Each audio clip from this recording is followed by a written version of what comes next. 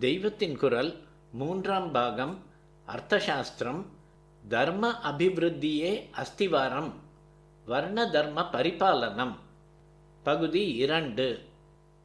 இப்படி எல்லா தொழில்களும் சீராக பங்கீடு பண்ணப்பட்டிருந்ததால் மொத்த சமுதாயத்திலும், அதாவது தேசம் பூராவுக்குமாக நடக்க வேண்டிய அநேக காரியங்களிலும் ஏறுமாறு இல்லாமல், போட்டி பொறாமை இல்லாமல், குழப்பம் இல்லாமல் எல்லாம் சீராக நடந்து நாடு முழுதும் பொருளாதாரத்தில் நல்ல நிலையிலும் மனநிலையில் சர்வஜன சௌஜன்யத்துடனும், இந்த சௌஜன்யத்தில் உண்டான நிம்மதியில் கலைகள் பண்பாடு இவற்றில் மேன்மை உள்ளதாகவும், எல்லாவற்றுக்கும் மேலே ஆத்ம லட்சியத்தில் சிறந்த அபிவிருத்தி கொண்டதாகவும் இருந்து வந்திருக்கிறது.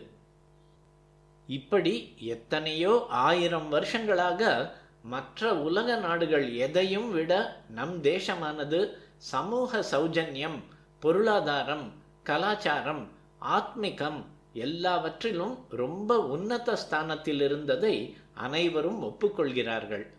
மற்ற நாடுகளில் இல்லாததாக இங்கே என்ன இருந்து இப்படிப்பட்ட உயர்வை ஏற்படுத்தி இருக்கக்கூடும் என்று பார்த்தால், இங்கே நாகரிக சமுதாய வாழ்க்கையும் இராஜாங்கமும் ஏற்பட்ட நாளாக ஜனங்களாகவே பிரியப்பட்டும் இராஜாங்கத்தின் தலைமையான கடமையாக பரிபாலிக்கப்பட்டும் அனுசரித்த வர்ணாசிரம தர்மங்களை தவிர வேறெதுவும் தெரியவில்லை.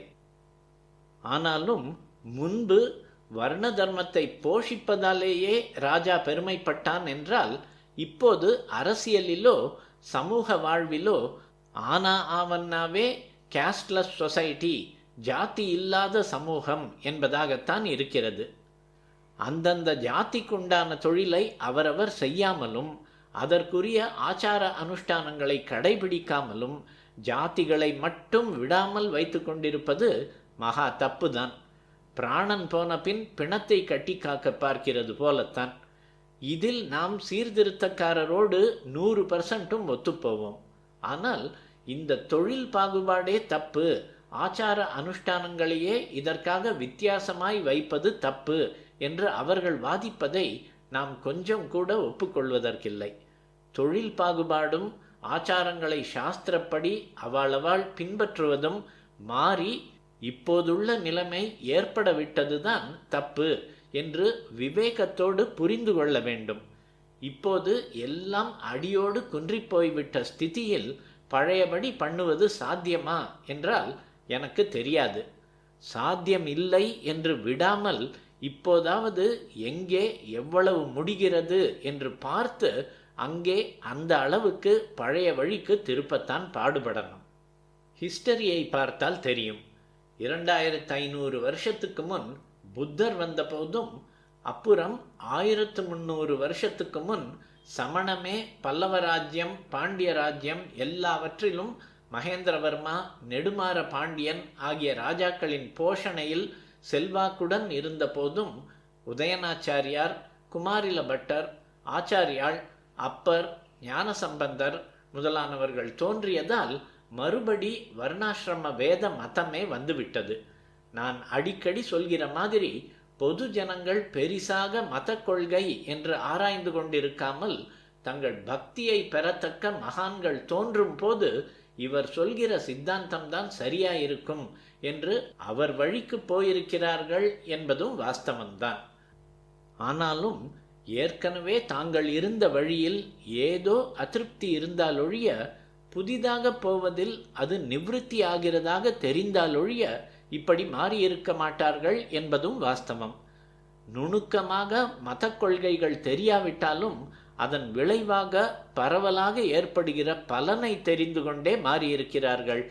அதனால் புத்தரும் ஜீனரும் மகாவீரரும் ஜாதிகளை எடுத்து போட்டுவிட்டு எல்லாரையும் ஒன்றாக பண்ணினதில் பொது ஜனங்கள் ஆஹா என்று அப்போதைக்கு திருப்திப்பட்டு அந்த வழிகளில் கொஞ்சம் போனாலும், நாளாவட்டத்தில் இந்த ஏற்பாட்டில் தங்களுக்கு ஸ்டேட்டஸ் இருப்பதாக தெரிந்திருந்தும் கூட அதிலே தனி வாழ்க்கை, சமூக வாழ்க்கை இரண்டுமே சீராக அபிவிருத்தியாவதற்கு இடமில்லை என்று கண்டுகொண்டுதான் மனப்பூர்வமாக எந்த கம்பல்ஷனும் இல்லாமலே வைதிக வழிக்கு திரும்பி வந்திருக்கிறார்கள்.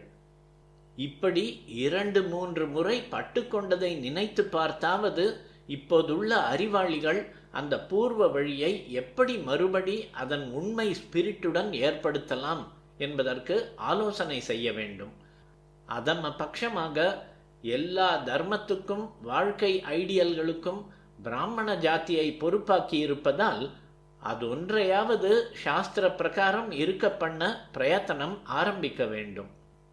குறிப்பு: இவ்விஷயமாக தெய்வத்தின் குரல் முதற் பகுதியில் வர்ண தர்மம் என்ற உரையும் தொடர்ந்து வரும் சில உரைகளும், 2ஆம் பகுதியில் ஜாதி முறை என்ற உரையும், குறிப்பாக அதில் நான் சொல்வதன் நோக்கம் என்ற உட்பிரிவும் பார்க்க. இந்த ஏற்பாடு பண்ணினாலும் பண்ணாவிட்டாலும் நாம் இந்தியன் கல்ச்சர் என்று பெருமைப்படும் நாகரிகத்தை கொடுத்துள்ள ரிஷிகள், ஞானிகள், பக்தர்கள், மத தலைவர்கள், கவிகள், சிற்பிகள், நம்முடைய விஞ்ஞான சாஸ்திரங்களை கொடுத்தவர்கள் ஆகிய எல்லாருமே வர்ணாசிரமத்தை போற்றியவர்கள்தான் என்பதிலிருந்து அது தப்பான வழியாய் இருக்க முடியாது என்று அறிவு பெற வேண்டும். இவர்களில் பிராமணர்கள் மாத்திரமில்லாமல் மற்றவர்களும் இருக்கிறார்கள். இவர்களும் வர்ணாசிரம ஏற்பாட்டை கொண்டாடித்தான் இருக்கிறார்கள். அப்பிராமணராயிருந்து சோழ ராஜாவுக்கு மந்திரியுமாக இருந்த சேக்கிழார் ஒருத்தர் போதும். அவர் சொல்ல வந்தது பக்தர்கள் கதையைத்தான். அதிலே எத்தனையோ பேர் அப்பிராமணர்கள். இவர்களை பிராமணர்களும் போற்றுகிறார்கள். ஆனாலும் சேக்கிழாரோ எப்படியாவது இடம் ஏற்படுத்தி கொண்டு வைதிக மரபுகளை சொல்லி சொல்லி எந்த ராஜாவானாலும் அவன் வர்ணாசிரம பரிபாலனம் செய்ததை சொல்லாமல் இருப்பதில்லை.